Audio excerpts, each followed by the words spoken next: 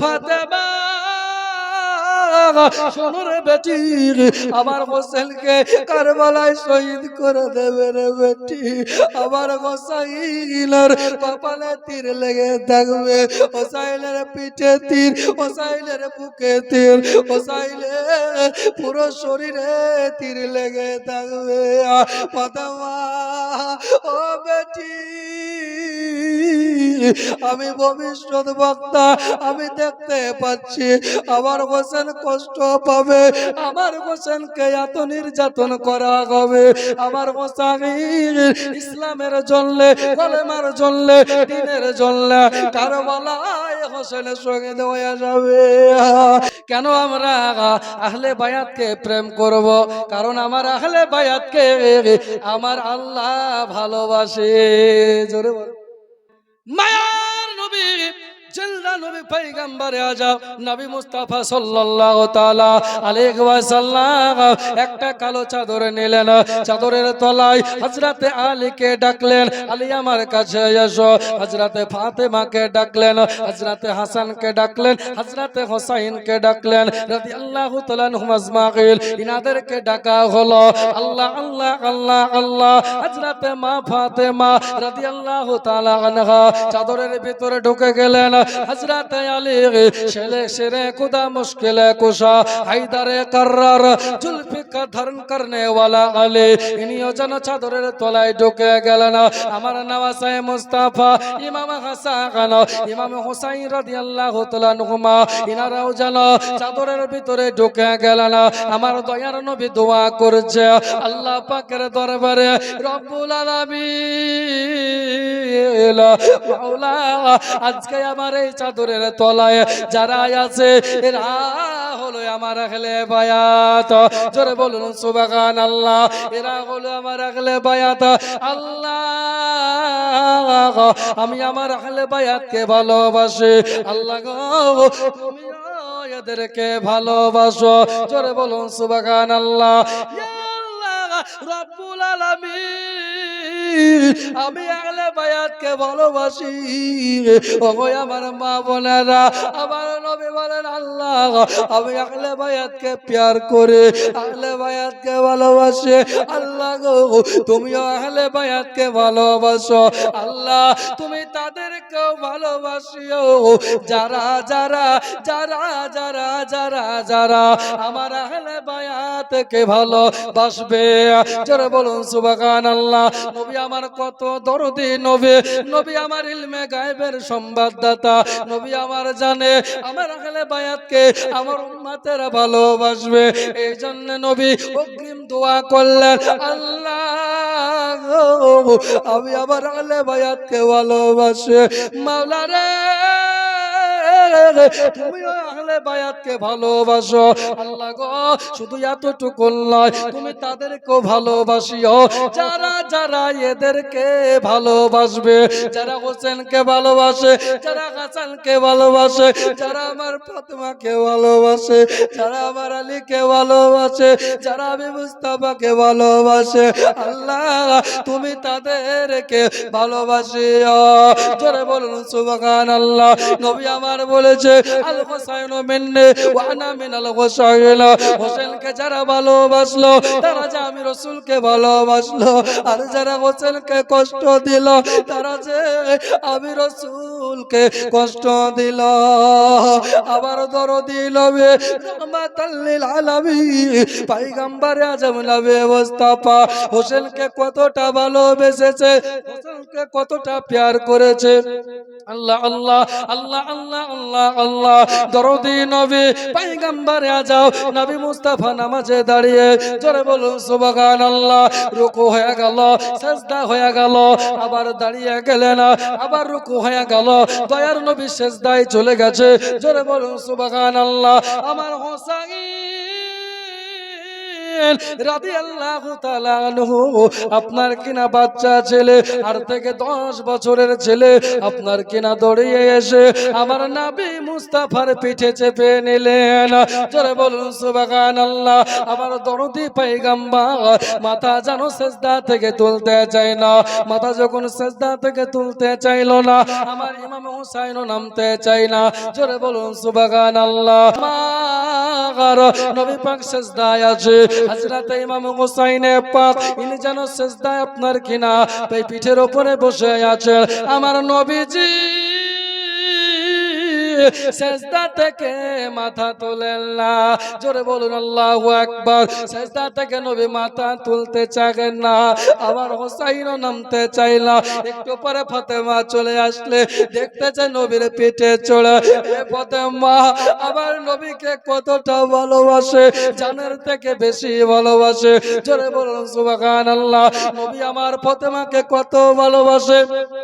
দয়ার নবী আমার ফাতেমাকে বলতো ফাতেমা, ফাতেমা আপনার কিনা ফাতেমাকে বলতো। দয়ার নবী যখন কোন যুদ্ধে যেত মা ফাতেমাকে দর্শন করত। যুদ্ধ থেকে ফিরে এসে আগে ফাতেমাকে দেখতো। জোরে বলুন সুবহানাল্লাহ। বাপ বেটির সম্পর্ক কত সুন্দর। আমার ফাতেমা রাদিয়াল্লাহু তাআলা আনহা তাড়াতাড়ি করে চলে আসলো। এ হোসাইন তাড়াতাড়ি করে নেমে যাও বেটা। ইমাম হুসাইনকে তাড়াতাড়ি করে নামিয়ে নেওয়া হলো। নবী মুস্তাফা নামাজে আছে। আমার ফাতেমা রাদিয়াল্লাহু তাআলা আনহা ইনি জানো বাবা হোসেনকে বকছে, কেন মুস্তাফার পিঠে চেপে আছে? হুজুর আমার নামাজ পড়েছে। আমার দয়ার নবী, আমার মায়ার নবী, আমার রহমতের নবী নামাজ শেষ করে দেওয়ার পরে আপনার কিনা ফাতেমাকে ডাকিয়ে বলছে, ফাতেমা গো, ও বেটি ফাতেমা, তুমি হোসেনকে কেন বকছো? হোসেনকে কেন নামালা? ফাতেমা আমি মুস্তাফা হোসেনকে জানের থেকে বেশি ভালোবাসি। চলে বলুন সুবহানাল্লাহ। হোসেনকে ফাতেমা তুমি জীবনে কোনোদিন কষ্ট দিও না। চলে বলেন ফাতেমা জীবনে কোনোদিন হোসেনকে কষ্ট দিও না। কেন জানো? আমি রাসূল ভবিষ্যৎ বক্তা, আমি রাসূল ভবিষ্যৎ বক্তা। ও ফাতেমা তুমি তো জানো তোমাকে হোসেনের যেই দিন 15 দিন সময়, সেই দিন ইমাম হুসাইনকে আপনার কিনা 15 দিন বয়সে, ইমাম হুসাইনের 15 দিন বয়সে আপনার কিনা মা ফাতেমা তোমার কি মনে নাই তোমাকে আমি মাটি দেখিয়েছিলাম? এটা হলো কারবালার মাটি। হোসেন আমার শহীদ হবে। ফাতেমা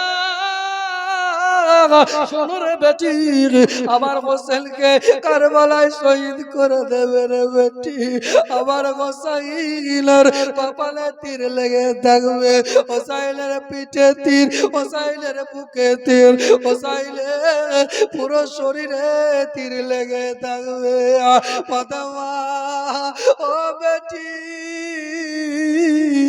আমি ভবিষ্যৎ বক্তা, আমি দেখতে পাচ্ছি আমার হোসেন কষ্ট পাবে, আমার হোসেনকে এত নির্যাতন করা হবে। আমার হোসাইন ইসলামের জন্য, কলেমার জন্য, দ্বীনের জন্য কারবালায় হোসেনের শহীদ হয়ে যাবে। সেই দিন হোসাইন আপনার কিনা সওয়ারি থেকে, ঘোড়া থেকে নামতে পারবে না। এত তীরের আঘাত হোসাইনকে মারা হবে, হোসেন আমার নামতে পারবে না। সেই দিন ঘোড়া নিজের হাঁটু গেড়ে দিয়া হোসাইনকে নামিয়ে দেবে। বেটি ওই দিনের কথা আমি হোসামি রসুলের যদি মনে হয়ে যায়, আমি হোসেনের দিকে তাকালে আমার চোখ দিয়ে পানি বেরিয়ে যায়। জোরে বলুন সুবহানাল্লাহ। ফাতেমা গো, ও বেটি, জীবনে কোনোদিন হোসেনকে কষ্ট দিও না। জোরে বলুন সুবহানাল্লাহ। আল্লাহ আল্লাহ আল্লাহ আল্লাহ। যেহেতু কারবালার কথা চলে আসলো, বলে রে বন্ধু আমার ইমাম হুসাইন রাদিয়াল্লাহু তাআলা আনহু আপনার কিনা কারবালার বুকে যখন আপনার কিনা ঘোড়া একবার শেষ বেলায় যুদ্ধের শেষে যখন ঘোড়া ইমাম হুসাইনকে নামিয়ে দিল, নামিয়ে দেওয়ার আগে ঘোড়া যেন মাটিতে লাগায় মাটি শুনতে লাগলো। আমার হুসাইন বলে, ও ঘোড়া রে, তুমি কেন কারবালার মাঠে শুনো? আবার হুসাইন বলে, আপনার কিনা বলছে ঘোড়া যেন জবান দিয়ে বলতে আছে, ওগো নওয়াজ সাহেব মুস্তাফা, আপনি তো জানেন না কারবালায় যখন প্রথম এসেছিলেন আজ থেকে 3 দিন পূর্বে, ও সাগি হুজুর গো, আজ থেকে 3 দিন পূর্বে আপনার বেটা আলে একবার কারবালা দেখতে এসে আমার আপনার কিনা ঘুরে গিয়েছিল। আমি ঘোড়ার সঙ্গে এসেছিল, আমি নজর করে দেখেছিলাম আপনারা জনলে মা ফাতেমা রাদিয়াল্লাহু তাআলা লাগা ইনি জানো কারবালার একটা জায়গা ঝাড়ু লাগাতে ছিল। জোরে বলো সুবহানাল্লাহ। ও সাইল, ওই জায়গাটায় আমি খুঁজছি। ইমাম হোসাইনে পাক রাদিয়াল্লাহু তাআলা আনহুকে ওই মাটিটা সঙ্গে আমার ঘোড়া বুঝতে পেরে গেল এই জায়গায় জান্নাতের রানী আপনার কিনা হযরতে মা ফাতেমার জান্নাতের খুশবু পাওয়া যাচ্ছে। জোরে বলে, এটা জোরে বলতে হবে। নবী আমার বলেছেন, আমার আহলে বায়াত পাক, জোরে বলুন সুবহানাল্লাহ। আমার আহলে বায়াত পাক আমার দয়ার নবী মায়ার নবী নূরের জবানে বলেছেন, জোরে বলুন সুবহানাল্লাহ। ঘোড়া থেকে যখন আমার ইমাম হোসেনকে নামিয়ে দেওয়া হলো, অনেক বড় লম্বা ঘটনা, মাত্র 2-1 মিনিটে বলে রে বাবা, এই দেখো আমার ইমাম হোসাইনকে যখন আপনার কিনা কারবালার বুকে নামিয়ে দেওয়া হলো, ইমাম হোসাইনের পুরো শরীরে তীর লেগে, কপালে তীর লেগে, শেষ কথাই একটাই বাবা, ইমাম হোসাইন রাদিয়াল্লাহু তাআলা আনহুকে জনসনের বেটা সীমার বুকের উপরে চেপে গিয়া ইমাম হোসাইনকে শহীদ করবে। আল্লাহ আল্লাহ আল্লাহ আল্লাহ আল্লাহ আল্লাহ আল্লাহ আল্লাহ। আপনার কিনা গর্দানে ছুরি চালায় কিন্তু ছুরিতে যেন কাটে না। জোরে বলুন সুবহানাল্লাহ, আর একটু জোরে বলেন সুবহানাল্লাহ। ইসমাইলকে ইব্রাহিমকে বল তুমি পুত্র কুরবান করিতে, আর ইসমাইলকে বল তুমি ধৈর্য ধরে রহিতে, ধৈর্য ধরে রহিতে, ছুরিকে তুমি করো মানা। জোরে বলে, ছুরিকে তুমি করো মানা, ইসমাইলের কাটিতে গর্দান কে পারে বুঝিতে তোমার শান, দয়াল রহমান কে পারে বুঝিতে তোমার শান। তুমি জিন্দাকে মারতে পারো, মুর্দাকে দিতে পারো জান, কে পারে বুঝিতে তোমার শান। আল্লাহ আল্লাহ আল্লাহ আল্লাহ। যখন ছুরিতে কাটলো না, ইমাম হোসাইন বলে, তুই যদি কিয়ামতের সকাল পর্যন্ত যদি চেষ্টা করিস আমার গর্দান কাটতে পারবি না, কেন আমার দয়ার নবী চুমা লাগিয়েছে। জোরে বলুন সুবহানাল্লাহ। আবার দয়ার নবী যেই জায়গায় চুমা দিয়েছে রে সীমা, ওই জায়গা তোর ছুরি তো দূরের কথা, আল্লাহ নামের আগুনেও জ্বলবে না। জোরে বলুন সুবহানাল্লাহ। আল্লাহ আল্লাহ আল্লাহ আল্লাহ আল্লাহ আল্লাহ। এই দেখেন আমার ইমাম হোসাইন শেষ বেলায় বাবা আপনার কিনা বললেন এই জায়গায় কাটলে কেটে যাবে, তবে সীমার রে শেষ বেলায় একটা আপনার তোর কাছে আবদার করে আমাকে 2 রাকাত নামাজ পড়ার সুযোগ করে দে। জোরে বলুন সুবহানাল্লাহ। ও হোসাইনের দেওয়ালারা, ও মা বোনেরা, হোসাইনের ভালোবাসার দাবিদার তোমরা, হোসেনকে ভালোবাসি, হোসেনকে মহব্বত করে হোসেনের জন্য জীবন দিতে রাজি আমার হোসাইন রাদিয়াল্লাহু তাআলা আনহু এত বড় মুসিবতে পড়ে আপনার কিনা তরবারির নিচে পুরো শরীর রক্তাক্ত হয়ে আছে, তারপরও নামাজ ছাড়ে না। আর তুমি হোসাইনের কেমন দিওয়ানা, তুমি সময় থাকতে নামাজ পড়লা না। কেমন মুসলমান তুমি, কেমন মুসলমান? ওরে গরুর গোশত খাইলেই শুধু হয় না রে মুসলমান তুমি, কেমন মুসলমান তুমি, কেমন মুসলমান?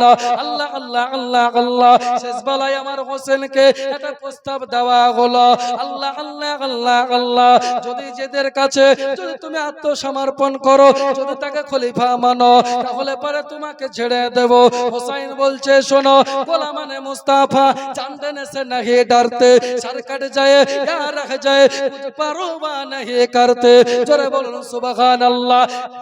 দিতে রাজি আছি, তবু ঈমান দিতে রাজি না।